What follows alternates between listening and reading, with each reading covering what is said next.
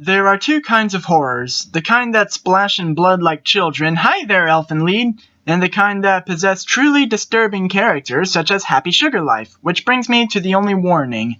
This one is pretty twisted. Still not as horrifying as Higurashi, but rivals Future Diary. My first problem started with the synopsis, which explained the lead girl was in love with another girl, but she is obsessive enough to commit crimes for that other girl.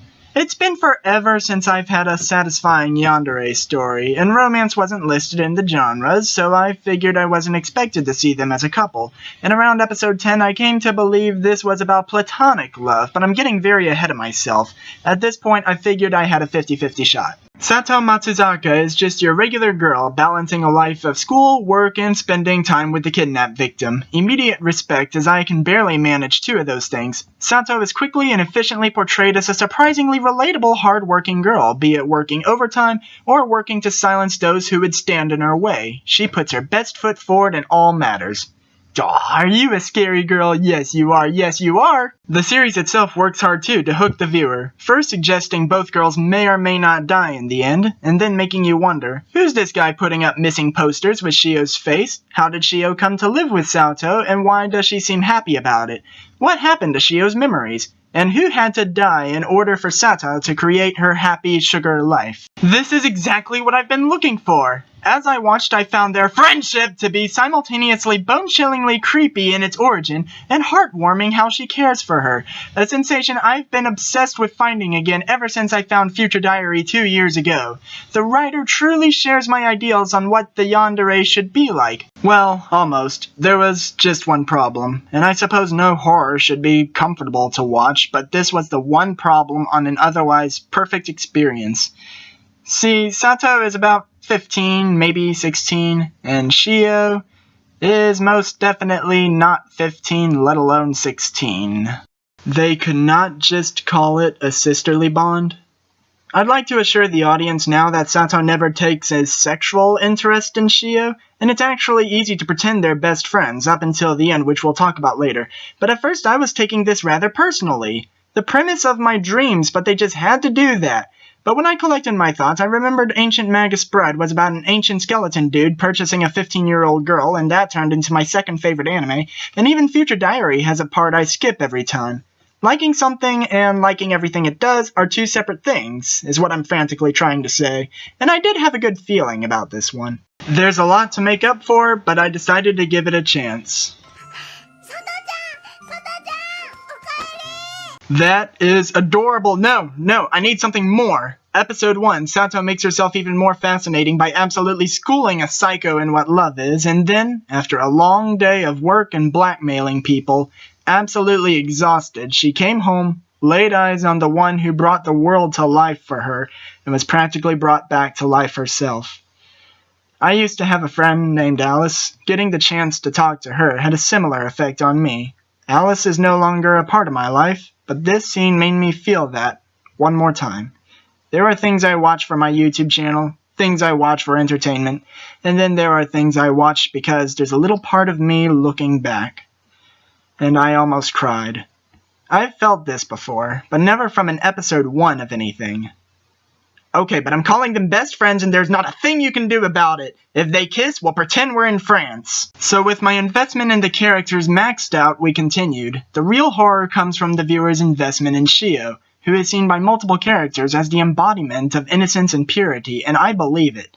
Are you volunteering to clean house for your abductor? That is just precious! The viewer is expected to worry about Shio, for she has the internal conflict of suppressed memories, as well as external conflicts she isn't aware of most of the time. Sato told you to stay inside, Shio. No, don't talk to that man. Trust me, he's not safe to talk to. Sato, there's a man you'll want to stuff in a trash bag. Please tell me Shio's going to be okay. Please, please, please. Oh, that is just wrong. Oh no, don't you start crying. If you start crying, she'll start crying. Then...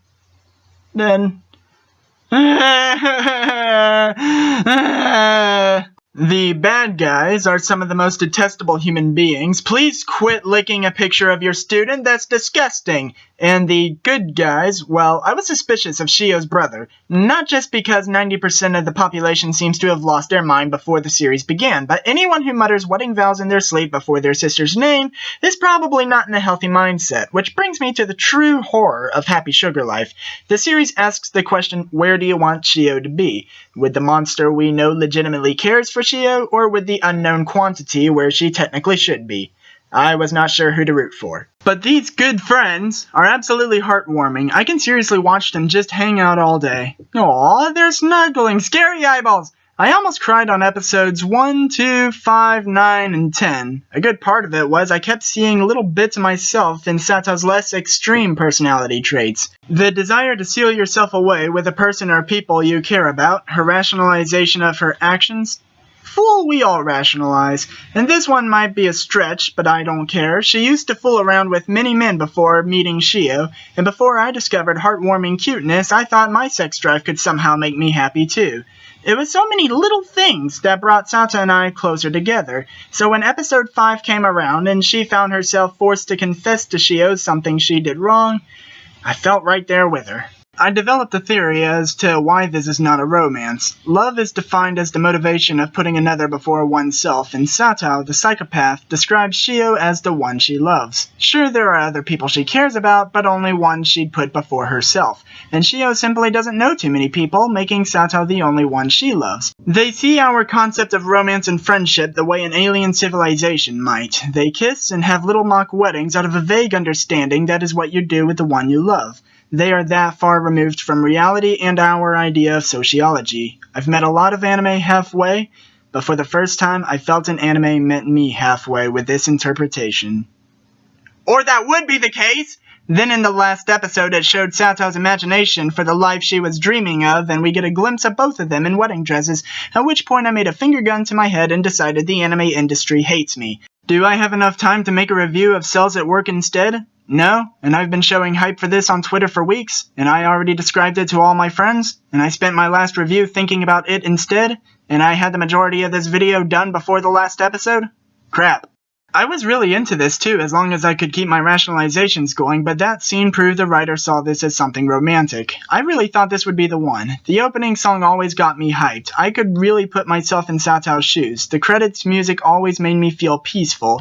The characters were off their rockers. Shio was just too much sometimes, and were both blatantly inspired by Future Diary. It truly had the same spirit. It tried harder than all my exes combined to be what I wanted it to be, and the more I think about that joke, I think that's a true story. I was not only entertained, I was happy. I have even come to remember what the feeling of completion is like, and I could go in with Movie Maker, cut a scene or two, change some subtitles, but the writer's intentions ruined it for me in the end.